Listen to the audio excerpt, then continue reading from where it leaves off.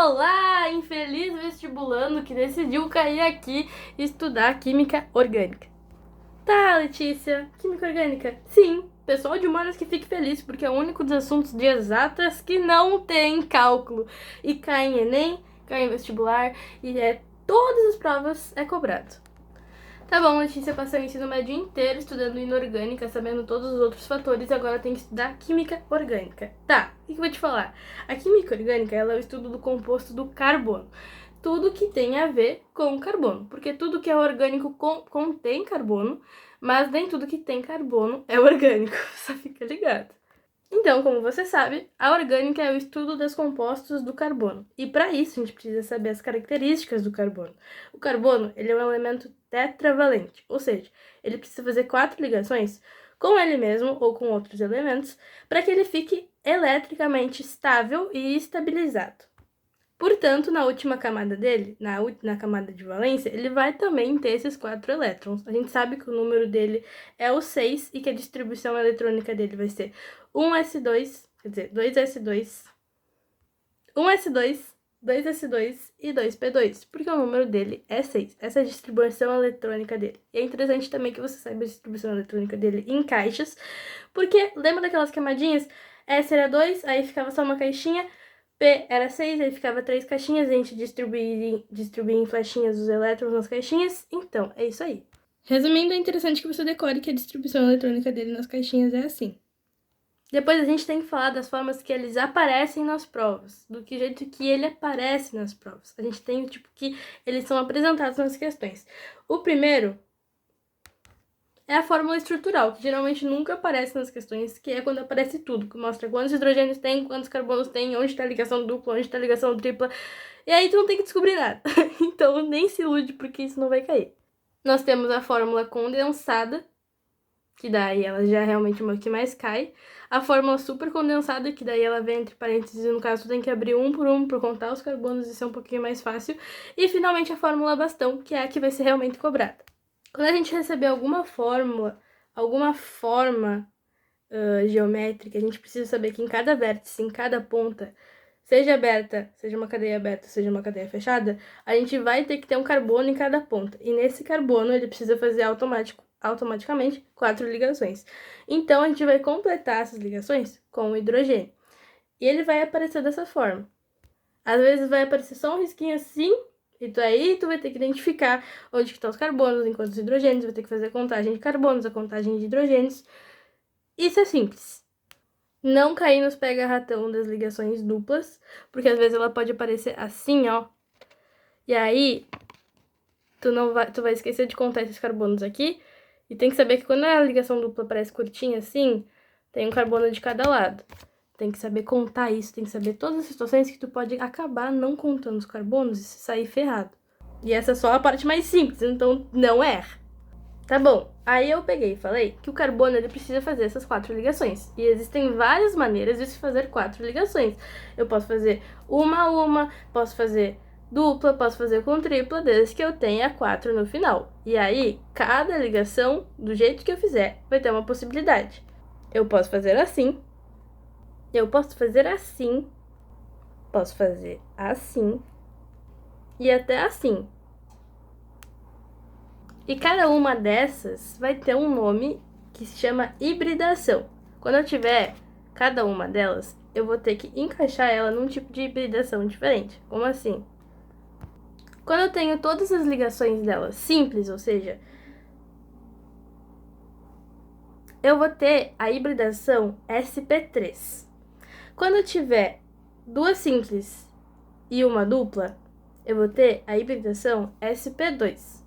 Quando eu tiver duas duplas, ou uma simples e uma tripla, eu vou ter a hibridação SP. Como é que eu decoro isso? Tem macete. Finge que cada dedo seu é uma ligação. Uma ligação, uma ligação, uma ligação, uma ligação.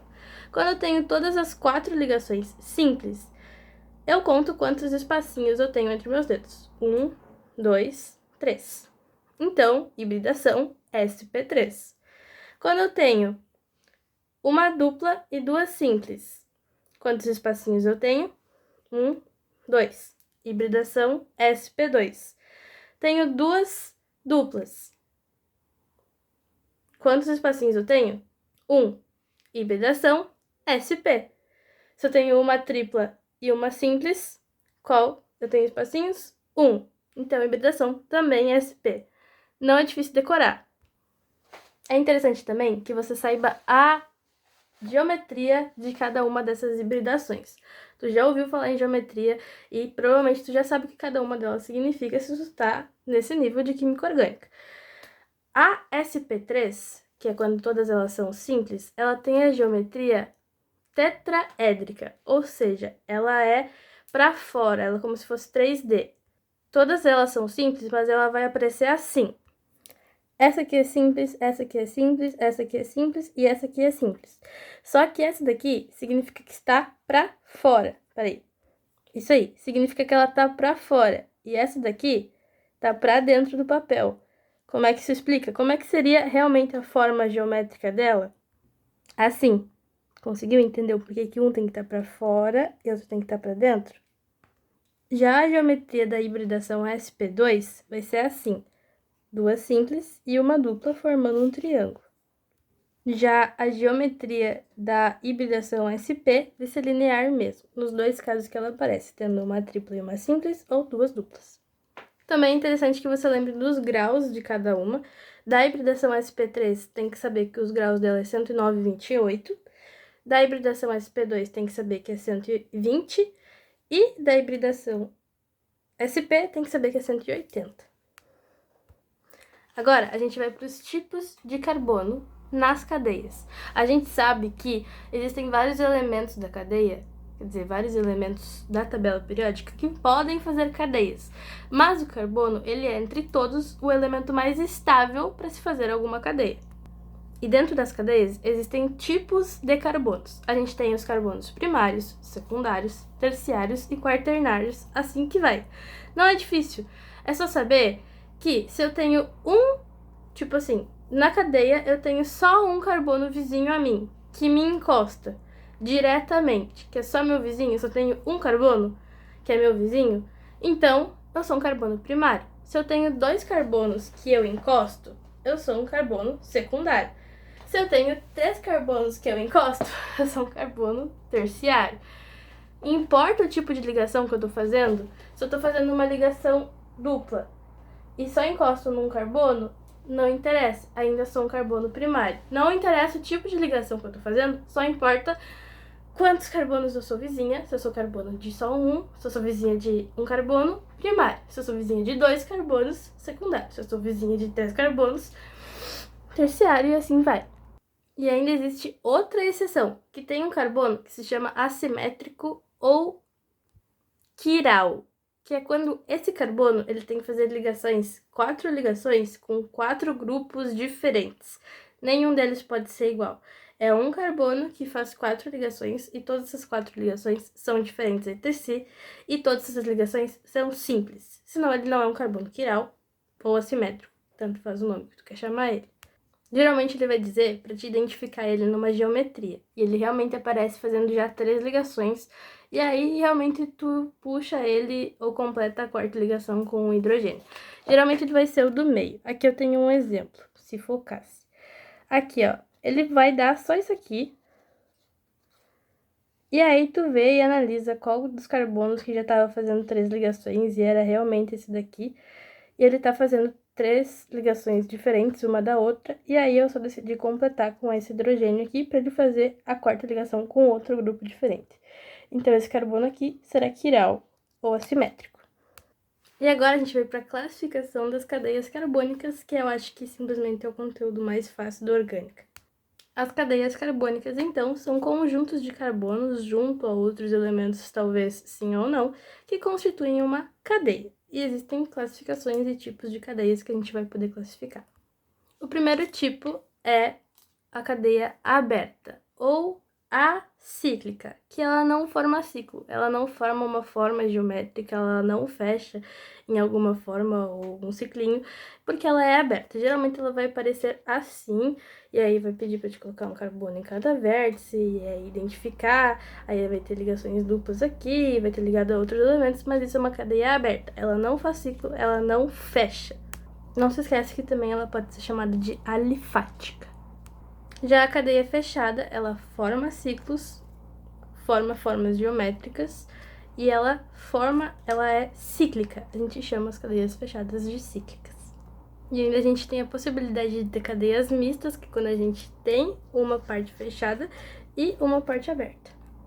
Agora a gente vai para as cadeias homogêneas ou heterogêneas. Primeiro a gente precisa saber que as homogêneas não têm heteroátomo e as heterogêneas têm heteroátomos. O que são heteroátomos? Quando a gente tem um elemento diferente de carbono entre carbonos nas cadeias, a gente vai ter um heteroátomo.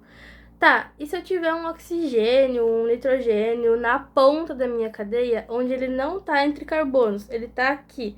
Eu tenho meu carbono, a ligação e o meu oxigênio. Ele tá na ponta e eu não tenho um carbono depois. Ele pode estar na minha cadeia, ele pode ser um elemento diferente de carbono na minha cadeia, mas se ele não está entre carbonos, ele não vai ser um heteroátomo.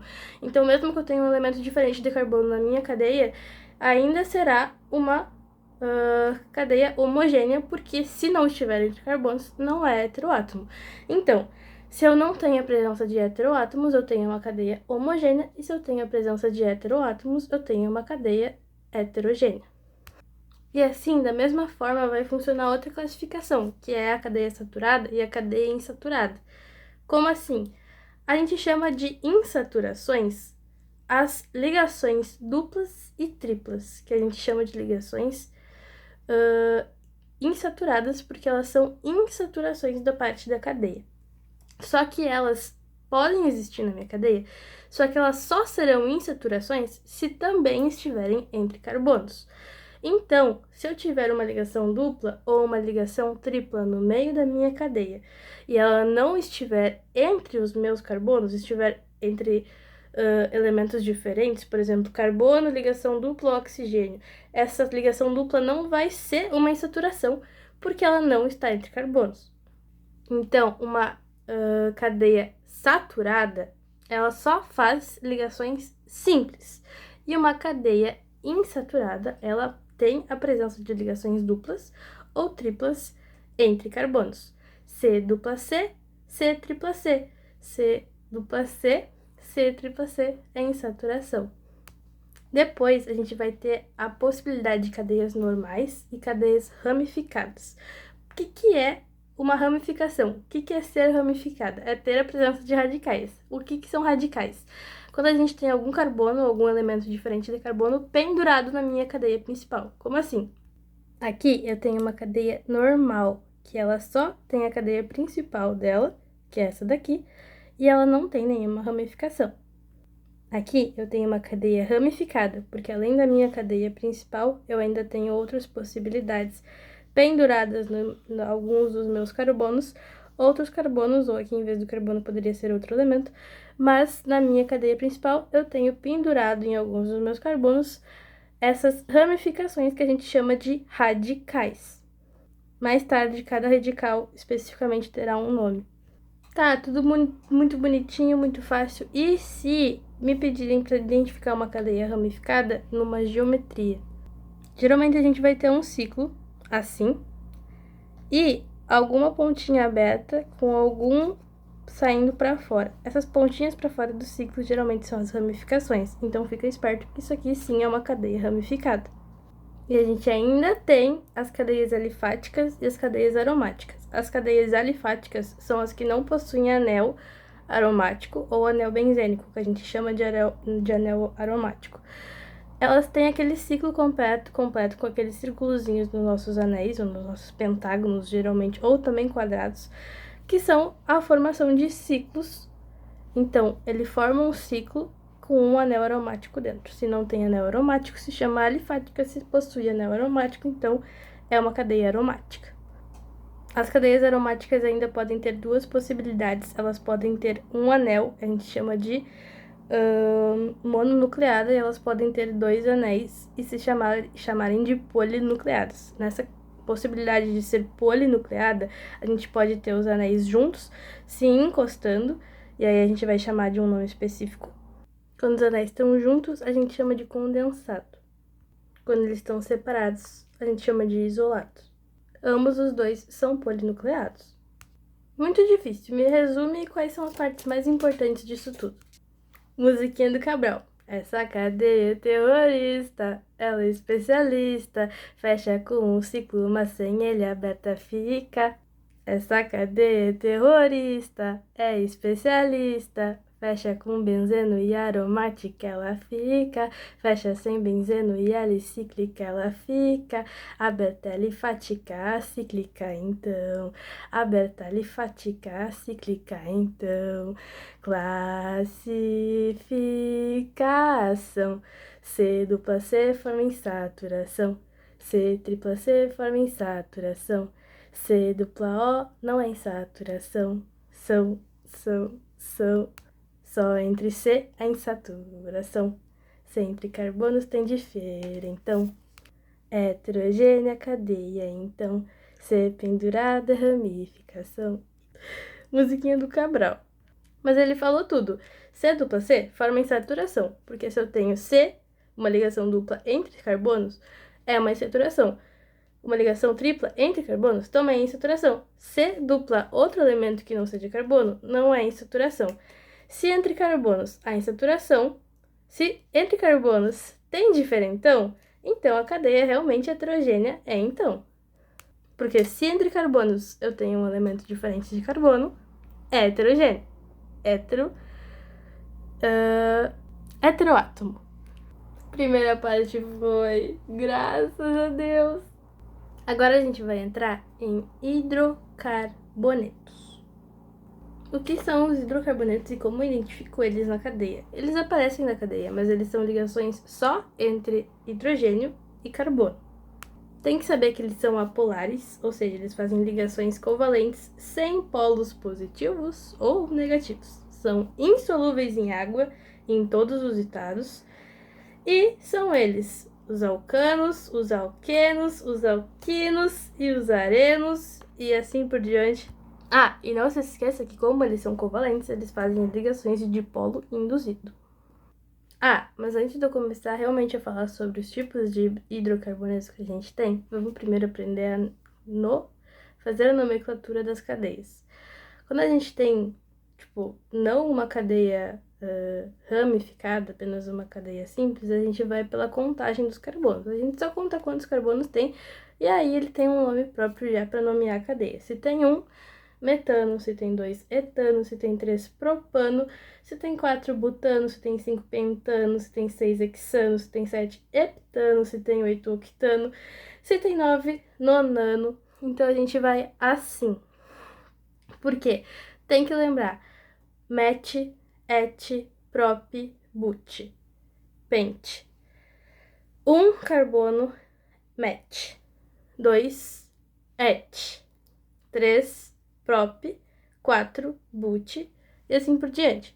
Como a gente tem a contagem de carbonos nessas cadeias, quando não é ramificada, é só contar quantos carbonos tem, e assim, pelo quantos carbonos tem, a gente já consegue dar um nome. Agora, como a nomenclatura das cadeias, quando tem ramificações, ou seja, quando tem a presença de radicais, ela já fica bem mais complexa. Então, para nomear a cadeia em si, primeiro a gente escolhe a cadeia principal. Qual que é a nossa cadeia principal? É a que contém o maior número de carbonos. Se ali eu tiver empate, eu tenho que lembrar que eu não posso deixar... Lembrando que eu não posso deixar nenhuma insaturação, nenhuma ligação dupla, nenhuma ligação tripla fora da minha cadeia principal. E se der empate, escolher a que contém um radical. Geralmente eu escolho a que deixa mais radicais de fora ou a que deixa menos radicais de fora. E você escolhe a que deixa mais radicais de fora. Tem 3 radicais que são os que mais aparecem, que são o metil, o etil e o propil. O metil é CH3, o etil é H3C, CH2, e o propil é H3C, mais C, aí pendurado no seu radical de H2, e depois CH2. Esses são os radicais que mais aparecem. Então, retomando o que eu falei, como que a gente nomeia uma cadeia simples, é só contar quantos carbonos tem e dar o nomezinho dela. Já no caso de uma cadeia complexa, estou lendo aqui todo o meu esquema. No caso de uma cadeia ramificada, o primeiro passo é escolher a maior sequência de carbonos. Segundo, em caso de empate, escolher a que deixa mais radicais de fora, sem deixar nenhuma ligação dupla e nenhuma ligação tripla de fora também. Em caso de moléculas insaturadas, escolhe-se a maior cadeia sem deixar de fora a cadeia principal, que faz as ligações da cadeia principal, ligações triplas ou duplas entre carbonos. Em moléculas de cadeia mista, geralmente a cadeia principal realmente é a cadeia fechada, que tem todo o ciclo, toda a forma geométrica. E o resto, geralmente a gente não escolhe, que é a parte da cadeia aberta. Como é que funciona para numerar uma cadeia principal, tá? Primeiro a gente tem que achar a cadeia principal e numerar a cadeia. Começa a numerar a cadeia, começando da extremidade mais próxima de algum grupo funcional, ou seja, álcool, alcanos, alcinos, assim, quando tu identificar um grupo funcional, tem a possibilidade de começar numerando o mais próximo dele. Se não tiver grupo funcional, começa numerando mais próximo da ligação dupla ou tripla entre carbonos. Ou, se não tiver ligação dupla ou tripla, começa mais próximo das ramificações ou dos radicais. Se a questão pedir para indicar a posição, se necessário, das insaturações, sempre escolhe um número menor que está entre os carbonos. Por exemplo, assim, eu tenho uma ligação dupla, tenho carbono 1, carbono 2, carbono 3, carbono 4. E entre o meu carbono 2 e 3, eu tenho uma ligação dupla. Então, quando eu for colocar o nome da minha cadeia, eu vou ter que colocar o menor número que está entre a minha ligação dupla, e o menor número que está entre a minha ligação dupla é o meu carbono 2. Então, esse número 2 vai ir para a nomenclatura da minha cadeia. E agora, de verdade, a gente pode ir para hidrocarbonetos. O primeiro passo para nomear os hidrocarbonetos de verdade também é começando escolhendo a cadeia principal, que é a maior sequência possível de carbonos. Depois a gente vê os grupos funcionais do álcool, alcanos, alcenos. Se aparecer, precisa estar na cadeia principal. O maior número de insaturações, eu não posso deixar ligações duplas ou triplas de fora da cadeia principal também, e o maior número de ramificações que possuem radicais pendurados. Então, para nomear a minha cadeia principal, eu começo com um prefixo, né, que são geralmente sempre o número de carbonos. 1 carbono eu tenho, né, o met, 2 eu tenho et, 3 eu tenho prop, 4 eu tenho but, e assim por diante. Depois a gente coloca a ligação entre carbonos. Se é uma ligação simples, só tem ligações simples, a gente tem an, dupla, en, tripla, in. Se eu tenho duas duplas, dien. Se eu tenho duas triplas, dien, e assim por diante. E o meu sufixo geralmente vai ser relacionado às funções. Se são hidrocarbonetos, termina com O. Se são álcools, termina com AL. Se são radicais, terminam com IL. E agora nós vamos para realmente os hidrocarbonetos, tá? Os alcanos são cadeias abertas, que só têm ligações simples. Os alcenos são cadeias abertas que só tem uma dupla. Os alcinos são cadeias abertas com uma tripla. Os alcadienos são cadeias abertas com duas duplas. Os ciclanos são cadeias cíclicas somente com ligações simples, que fazem um ciclo. Os ciclanos são uma ligação dupla com no meio de uma cadeia fechada. E os aromáticos são aqueles que formam anéis e tem as duplas conjugadas, ou seja, que fazem um anel e aí uma dupla, outra simples, uma dupla, outra simples, uma dupla, outra simples, formando um anel. Acabou.